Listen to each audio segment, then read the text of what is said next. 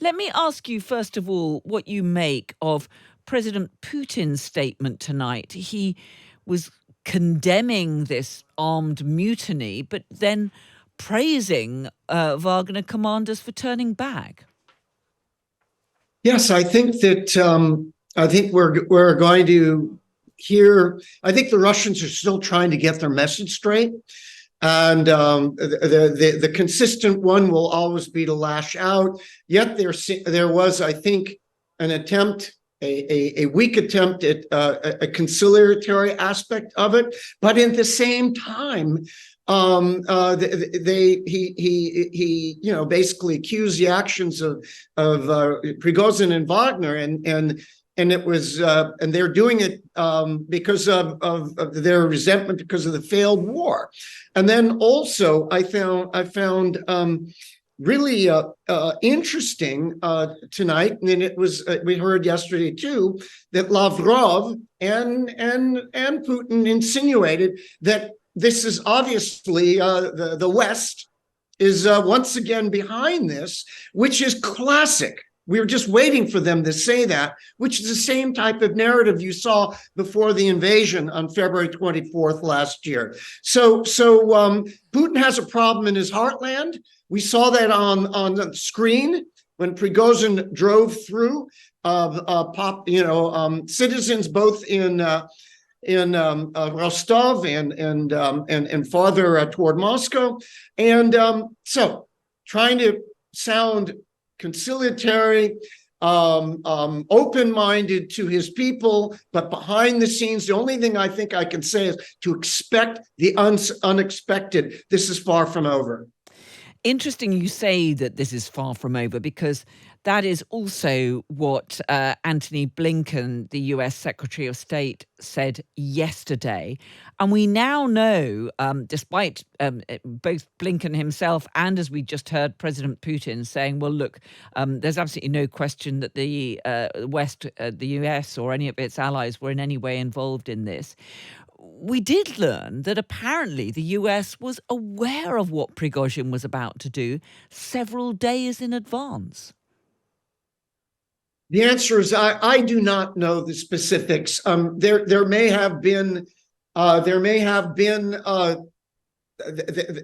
may have picked up things on it or heard, but clearly this surprised. I think surprised most of the world. Clearly, though, it looked like, if you really look at it, that there was that Prigozhin was coming to a head, meaning that the Russians were going to have to deal with him.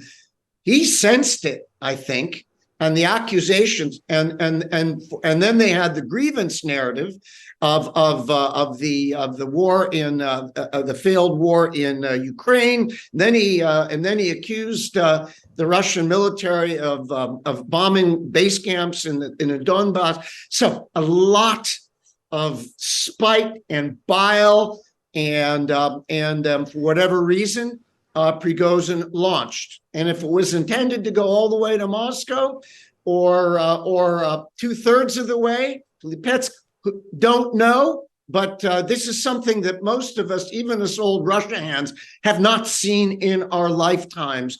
And this really, really, I think, shows the brittleness and instability of the facade of this Russian regime. And Prigozhin himself is believed to be in Belarus, in Minsk. He appears to have pulled back from that march on Moscow. He was saying he was never intending to overthrow the Russian leadership, but he does also appear to have pulled his fighters away from Ukraine. I mean, what next, do you think, for Yevgeny Prigozhin and the Wagner force? What do you think they're going to do? Yes, a great question. First, on the pullback, and I just think that there may have been, it just did an assessment. This has gone as far as we can go. I think there was probably a genuine concern about massive bloodshed. They've culminated, and what now? And now he is basically in. You couldn't invent this in fiction. What's going on? He has found himself ostensibly in Minsk. Don't know for sure, in Belarus. The strongman Alexander Lukashenko helped, in theory, put together this deal that gives Putin some top cover, I guess. And what's in it for them is still to be seen. But one thing about Prigozhin we have seen, yeah, he's rough and he's tough, but he's canny. He's canny, and I'm sure he has thought about, if I'm going to be taken away from my Wagner, at least in the near term, and I'm going to go to Belarus, am I going to be adequately protected? And I think that has to be foremost on his mind. Of course, he has all his riches and everything linked to Wagner. And then there is Putin and the regime. And far as if they had let him or created a deal to get him out, Putin is the capo de capo. He's like a mafia crime boss. And Prigozhin, in the most elemental way, embarrassed him, disrespected him. I think that Prigozhin has a lot to worry about. Though the last point, I think that the Russians, the regime, saw the seeming popular support. It was a snapshot to Prigozhin, and if they go too viciously, this could really, really infect aspects of a mostly stolid or suppressed Russian population, and then they will come out, because there were people seeming mainstream Russians on the streets, older. There were certainly probably right-wing groups. This is a really toxic stew that potential for the regime, that Prigozhin, as a populist, has woken up. And I think that got the Kremlin's attention, and it may be just the tip of the iceberg. Where do you think? Sorry to interrupt you. Yes. Just so much to discuss in this extraordinary drama, but I did want to have time to ask you about where you think this leaves President Putin and his leadership. Yes, it appears to have exposed his weaknesses, but yet, I mean, he's still very much in power, isn't he? Where do you think it leaves him? He's still very much in power, but I think he's lost significant credibility.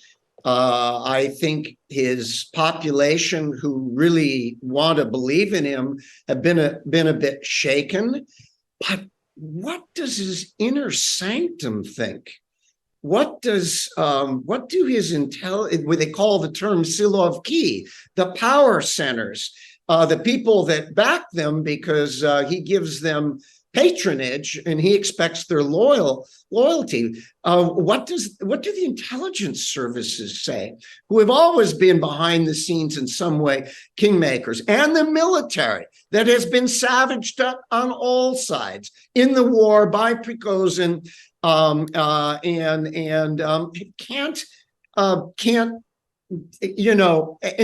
this the ranks are hearing about it, and this has got it. So I think the regime is really wobbly right now. They will put a veneer of having under control. Well, now a populist, has said the regime, Putin, has lied to you, and this is an unjust war, and tens of thousands of our boys are dying, and this is the regime's fault, and that's out too. And so how this ends, I don't think just goes cleanly away. And so I think they're handling Prigozhin a little carefully, but yes, I think they would like him to go away. And finally, again, Prigozhin is canny, and he's in a situation where it probably doesn't like, but he's trying to make the best of it. And as a populist, he's counting that's going to. And then the last point is Lukashenko of Belarus and his role. And where did that go? Because if Russia fails, Ukraine wins, I believe that Belarus and Lukashenko go down as well.